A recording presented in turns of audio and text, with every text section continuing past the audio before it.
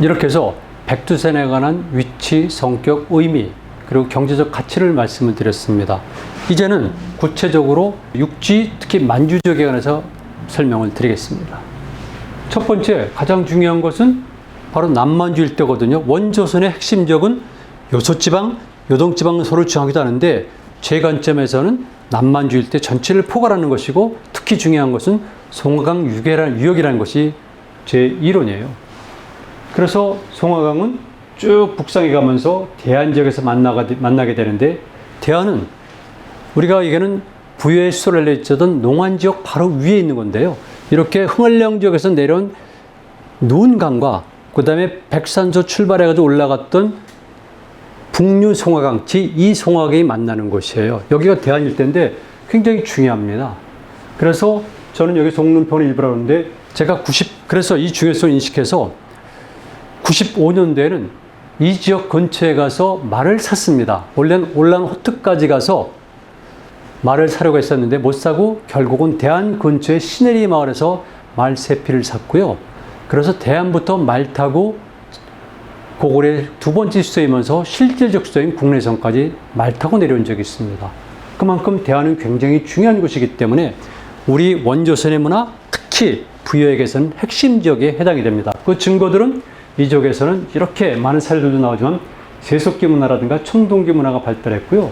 그다음에 홍산 문화 다음에 하가전 문화들의 흔적들도 많이 남아 있어요. 그리고 우리가 흔히 말하는 예맥계라고 하지 않습니까? 직접 우리의 근원이 가장 가까운 예맥계 유물들이 이렇게 많이 발견되고 있어. 백궁보 문화, 한서 문화, 망해든 문화 이런 것들이 전부 다 바로 이 대안을 주변한 중심 지역입니다. 그래서 송화강을 타고 쭉 올라가서 꺾여지는 이 주변 지역이 흔히 말하는 동북평원, 중국인들은 동북평원이고 그 중에서 핵심인 송눈평원, 송화강과 눈강을 합친 송눈평원 지역이고 여기는 아주 오래전부터 문화지대였다는 것이죠. 이 지대는 사실은 초원으로 알고 있지만 수렵 삼림으로 알고 있지만 이렇게 농토도 있기 때문에 사료들을 보게 되면 여기 나옵니다. 토지가 여러 가지 곡식을 하기에 적합하다. 그리고 다른 과일은 나지 않지만 이런 얘기가 나와요. 그리고 산농 광택이라는 얘기가 나오잖아요. 그래서 동이 지역에서는 가장 평평하고 넓은 곳이에요. 무엇을 의미합니까? 적어도 이 사람들의 인식 속에서 현재 송눈평원 지역, 대안, 그 다음에 대안, 농안 이 주변 지역이 중요했다는 것을 말하죠. 자, 요동지방으로 넘어갑니다.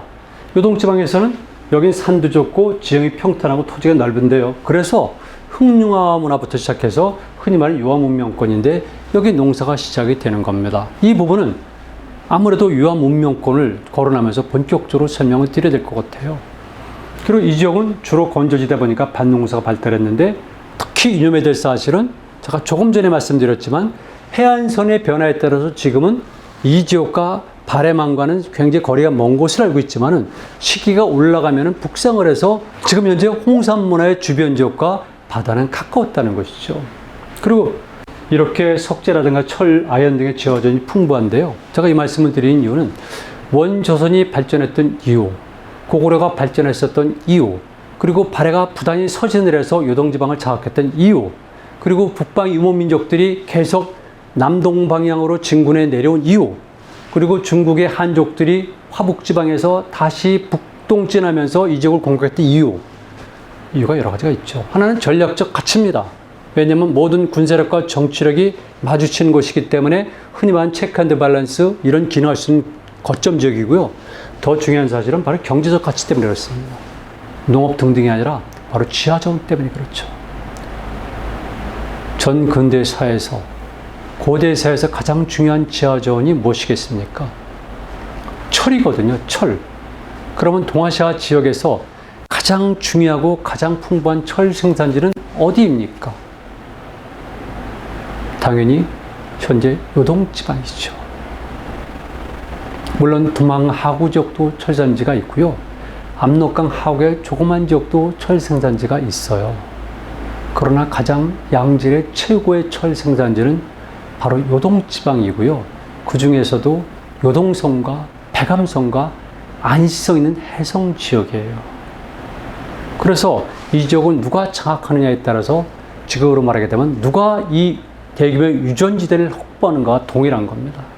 이 지역을 장악하면은 철 생산지를 확보해서 무기, 농기 구도를 마련할 수가 있고요. 철을 팔아서 무역에 엄청난 이익을 얻을 수가 있어요. 그래서 고구려는 전성기 때 마철 교육이라고 해서 요동지방에서 주로 나는 철을 북쪽의 시류에게 팔고 시류에게서 말을 사와서 그 말을 다시 이를테면 중국의 강남 지역에 파는 이런 무역을 했거든요. 그러니까 이 지역을 장악한다는 것은 군사적 정적인 지역으로서의 가치도 있지만 바로 철이라는 최고의 경제적 가치적을 확보하는 것이죠. 경제 전략지구예요. 그러니까 여기는 중요하다는 겁니다. 이게 제가 뽑아낸 건 바로 의무려산인데요. 의무려산은 청나라 시대 때 명칭이고 무려산입니다. 무려산. 그래서 이 근처 흐른 강은 무려하. 이 주변 지역에 있는 지는 무려라. 그 고구려인들이 무려를 설치했으니까 고구려인들은 전진기지가 흔히 말하는 요하가 아니라 요하를 넘어간 것이 바로 고구려의 영토인 거죠. 영역이 아니라 확실하게.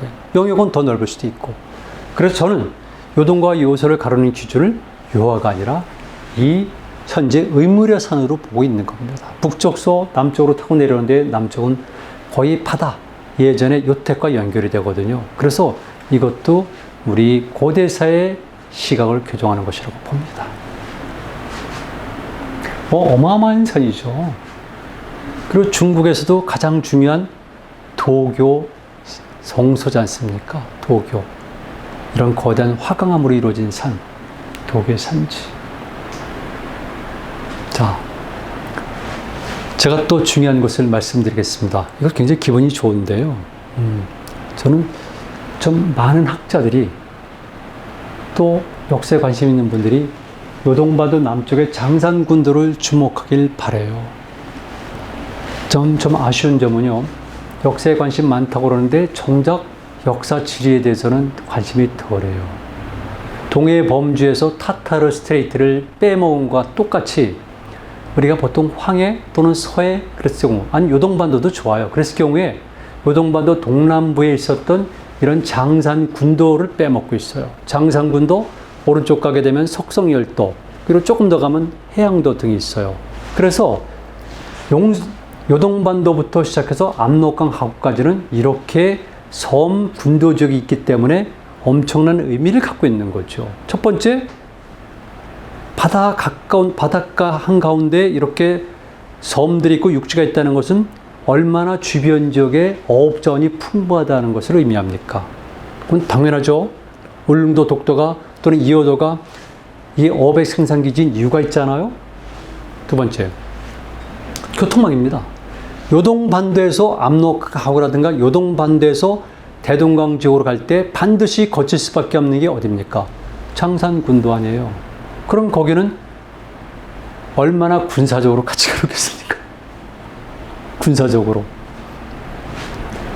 가치가 높아요. 오죽하면은 당시 일본 열대 왜구들도 여기를 공격했기 때문에 중국에서는 현재 북한이라든가 한국에 대한 방어가 아니라 과거부터 왜구를 방어하던 그런 그 습성 때문에 거기는 지금은 모르겠어요. 제가 이 지역 다닐 때만 하더라도 외국인들은 출입 통제 구역이에요. 그래서 신변위입을 무릅쓰고 갔고 또 역사 스페셜팀이랑 가서 다큐도 제작했고, 왜냐면 여기가 원조선과 고구려에게 얼마나 중요하겠습니까? 그렇죠. 그런데 그보다 훨씬 이전에 우리가 말한 신석기 시대의 유적과 유물이 이 장산군도와 요동반도 남쪽에 꽉 차 있어요. 이게 중요한 겁니다. 그래서 우리는 지금 일종의 유행처럼 요한문명권의 홍산문화만 얘기하는데, 아니 그렇잖아요. 남쪽의 산동반도도 마찬가지고 요동반도 남쪽부터 장산군도에 있었던 이 문화도 굉장히 중요합니다. 중국 학자들이 연구 안 했다 그래서 우리가 몰랐어야 되겠습니까?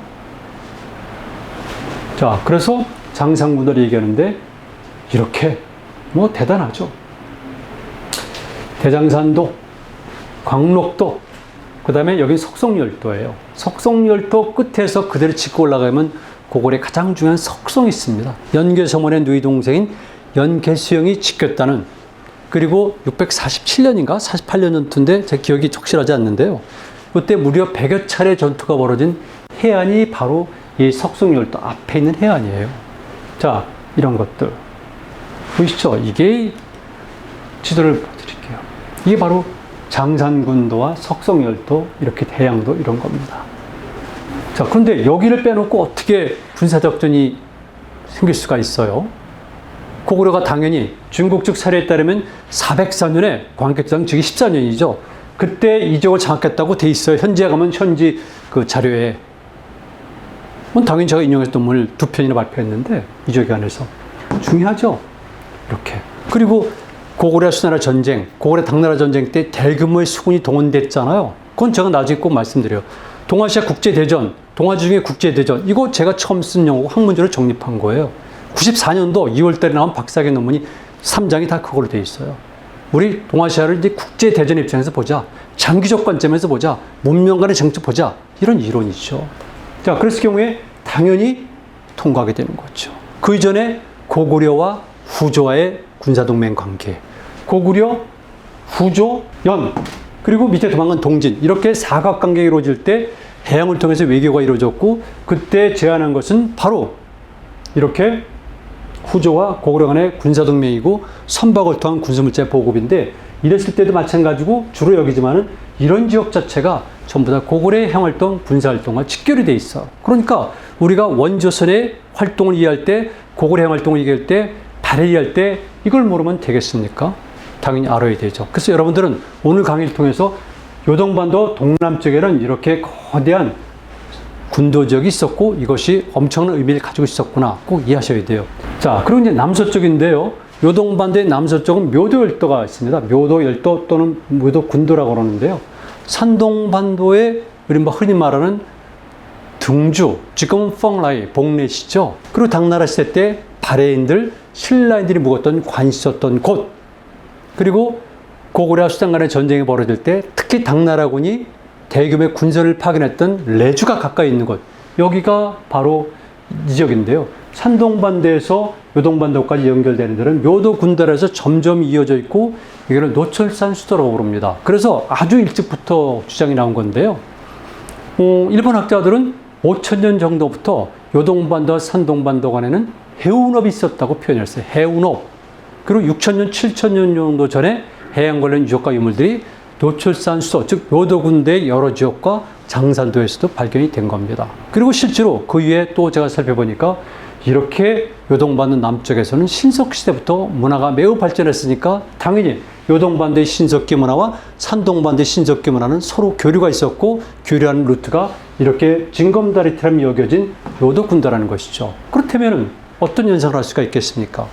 당연히 여러분들이 좋아하시는 동인들의 이동 루트로도 연관이 되죠. 동이란 명칭이 있기 전에도 주민들이 있었던 겁니다. 그랬을 경우에 산동반도에 있는 주민들과 요동반도에 있는 주민들 간에는 발해만의 안쪽의 안길을 통해서 이동하는 경우도 있겠지만 이렇게 묘도군도를 통해서 쉽게 이동할 수가 있었다는 것이죠. 따라서 신석시대 문화를 보게 되면은 요동반도 남쪽의 문화와 산동반도 쪽의 문화가 유사한 경향이 많이 발견이 되고 있습니다.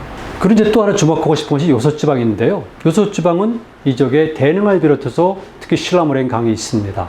요소지방은 오늘날의 요하 서쪽에 있으면서 약간 북서 방향에 있는데 거기는 지금도 굉장한 건조지대예요. 그러다 보니까 그 시기에도 여기에는 그러니까 오한과 고란이 유목생활하는데 여러분들이 아시겠지만은 지금 우리 역사에서 굉장히 예민한 문제 중에 하나가 동어의 문제입니다. 동어. 당시 BC 3세기, 2세기를 전후한 시기에 치열하게 정치 질서 간의 각축전이 벌어지거든요.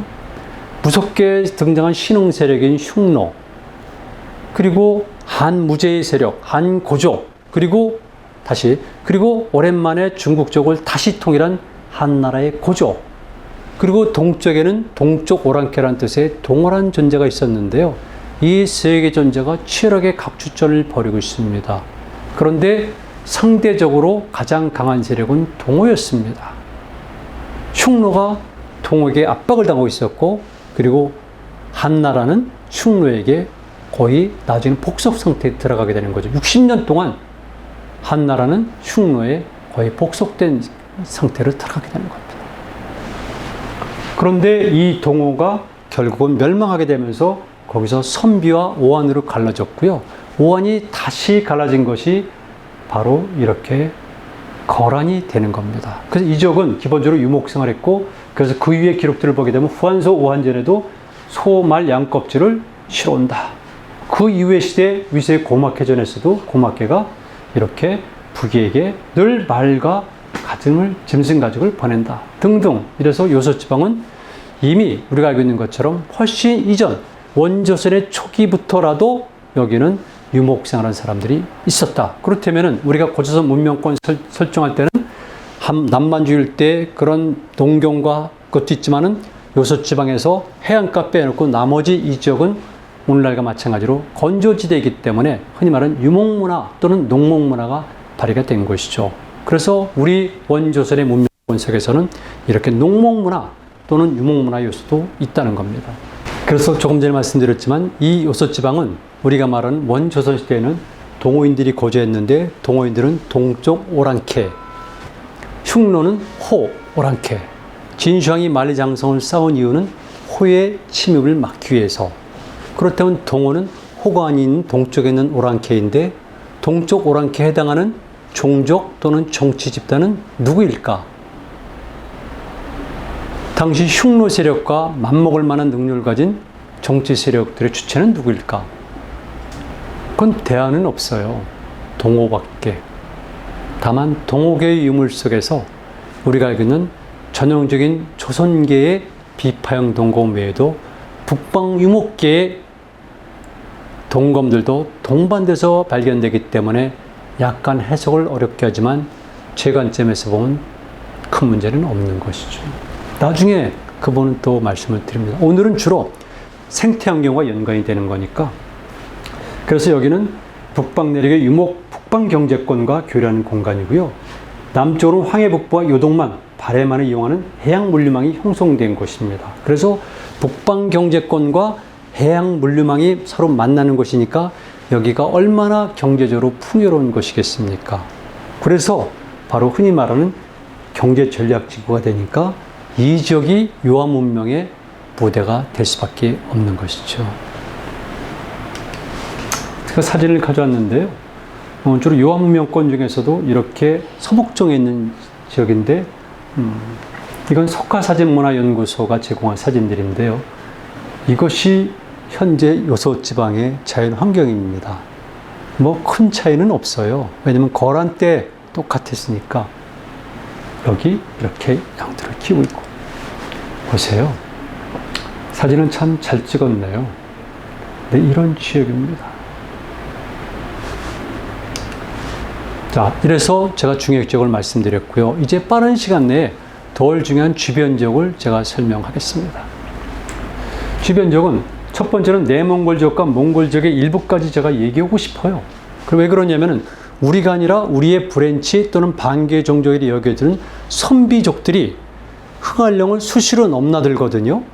왜냐하면 자연환경 자체가 넘나들 수가 있어요. 가보신 분들은 알겠지만 흥할령, 대흥할령이란 것이 이름에 걸맞지 않게 거대한 천의 장벽이 아니라 사람이 넘어갈 수 있는 곳이고요. 그 다음에 해랑지대가 있어서 기마군단도 통과할 수가 있어요. 그러니까 투르크인들이 우리가 흔히 말하는 몽골 지역을 떠나게 되거나 이동하게 되면 그 빈 공간을 차지하는 것이 바로 흥할령 동쪽에 있었던 선비계인들, 즉 몽골인들이 들어가서 거기서 장악하는 거거든요. 그 피가 섞이는데 당연히 그러다 보니까 이런 지역은 충분히 우리의 주변적으로 볼 수가 있죠. 이런 지역들 제가 썼습니다. 그리고 이 지역은 5,000년 전부터도 이미 중국의 앙소문화라든가 홍산문의 영향을 받아서 이런 흔적들이, 유물들이 나타나고요. 조금 이따 설명이 나올 것 같은데, 제가 이를테면 현재 중국의 가장 북쪽에 단 마카, 만추리, 흑하 이런 지역에서 우리 문화의 연관성을 주장하면 비약이라고 볼 수 있는데요. 그렇지는 않아요.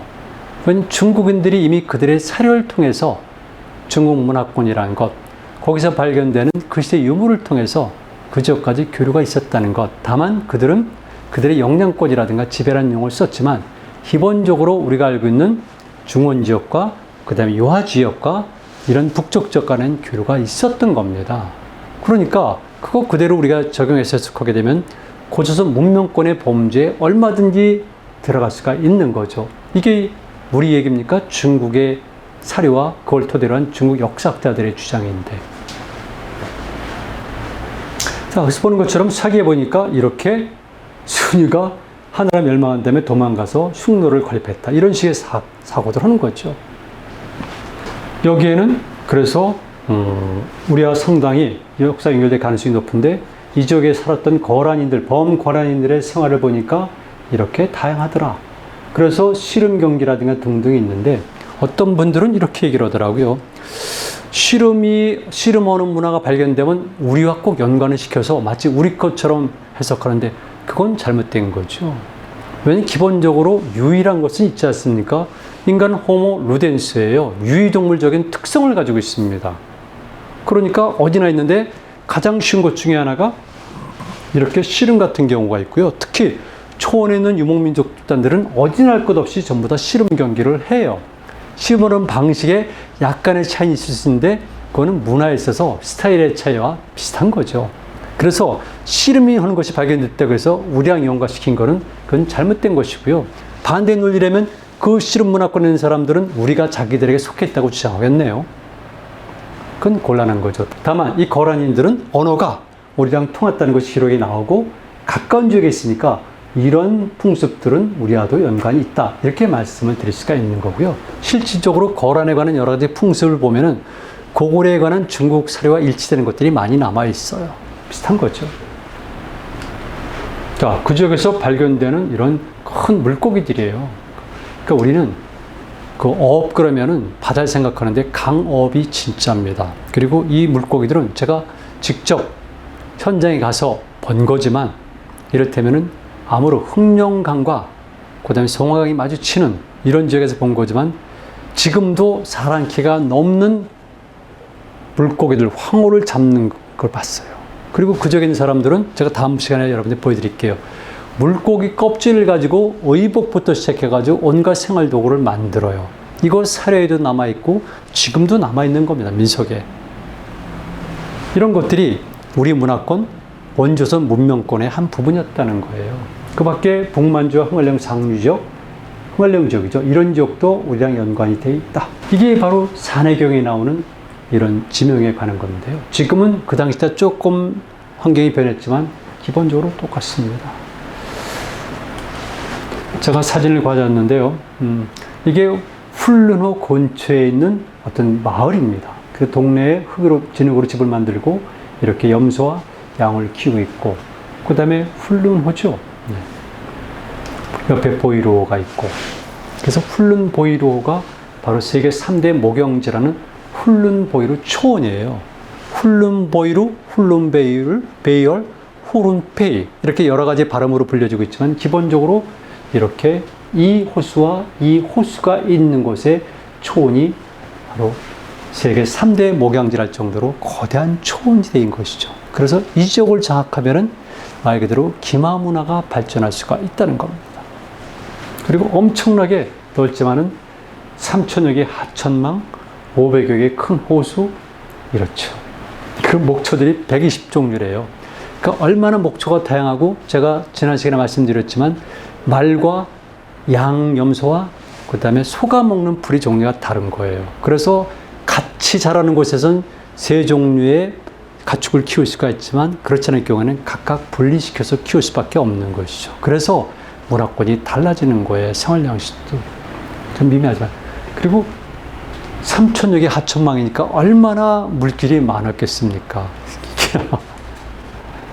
그래서 여기는 12월로 자연환경이 변화했는데 제가 넘어가도록 하겠습니다. 다만 그 당시 때 목간을 보니까 이렇게 자작나무와 소나무로 만들어졌다 이런 얘기를 하고 있고요. 한나라 시대 때 기록도 보니까 이렇게 들짐승들이 많았다. 당연히 문화는 샤머니즘 문화가 발달할 수밖에 없고요. 이런 환경 속에서는 샤머니즘 문화가 발달을 해요. 샤머니즘 어렵게 생각하지 마십시오. 샤머니즘은 만주어 샤만입니다. 여기다 러시아 사람들이 이즘을 붙여서 샤마이즘 그러는데 원래 의미는 우리가 흔히 말하는 만주 지역에서 발전한 특별한 현상을 가진 종교를 샤머니즘이라고 그럽니다. 이때 특별한 것이란 것은 기본적으로 자연과 합일이지만 엑스타시, 즉 식기를 통해서 접신하는 이런 현상을 보이는 것이 샤머니즘인데요.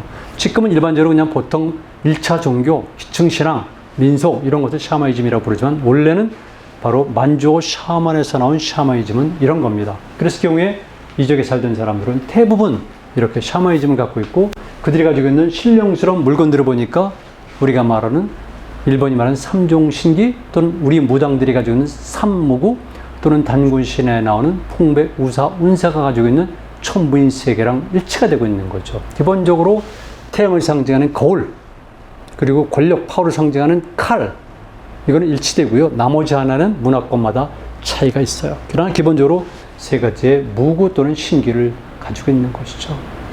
그래서 이 지역은 이렇게 다양한 자연환경으로 되어 있다는 겁니다. 제가 이렇게 몇 가지 기록을 했어요. 보니까 비슷하죠? 청나라 시대 기록을 보니까 산간지방은 밀림이 발달했고 그 외에 자연이 그 외에 광물 자원이 매우 풍부했습니다. 동물들이 다양하니까 모피 생산이 활발했고 그 다음에 담수어가 발달했기 때문에 물고기는 얼마든지 얻을 수가 있다는 거죠. 구한말에 한국에 온 외국인들이 기록한 내용을 보면은 당시 조선 사람들은 생선 먹는 것을 굉장히 중요하게 생각했다는 겁니다. 왜냐하면 생선은 어디서나 잡을 수가 있으니까 바닷가뿐만이 아니라 강 어디서든지 잡을 수가 있기 때문에 그걸 활용을 했고요. 실질적으로 동국 여지 승람을 보더라도 각 강마다 중요한 생선의 종류를 다 기록해 놨어요. 그러니까 이 우리말은 원조선 문화권에서도 이 어렵은 매우 중요했던 겁니다. 여러분들이 보시는 것처럼 이렇게 발달했죠. 이게 그 지역에 살고 있는 에벤키족이 가지고 있는 무구인데 이렇게 허리에 차고 있는 거죠. 이런 것들이 무당이 가지고 있는 무구에 해당이 됩니다. 우리가 그런 요령이라는 거죠.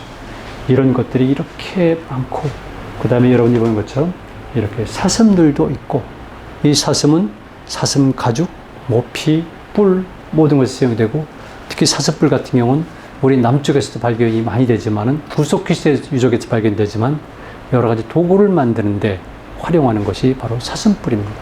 하나하나가 전부 다 중요한 것들이죠. 이게 바로 에벤키족의 여자예요. 그러니까 전형이 퉁구스기의 얼굴인데요. 우리로 말하면 만주족의 얼굴이라 볼 수가 있지만 이 사람들은 그 전에 에벤키족의 대표적인 사람이니까 이 얼굴을 보시면 퉁구스기인들이 이런 모습을 가지고 있구나 를 확인할 수가 있는 거죠. 그러니까 저랑은 좀 다르잖아요.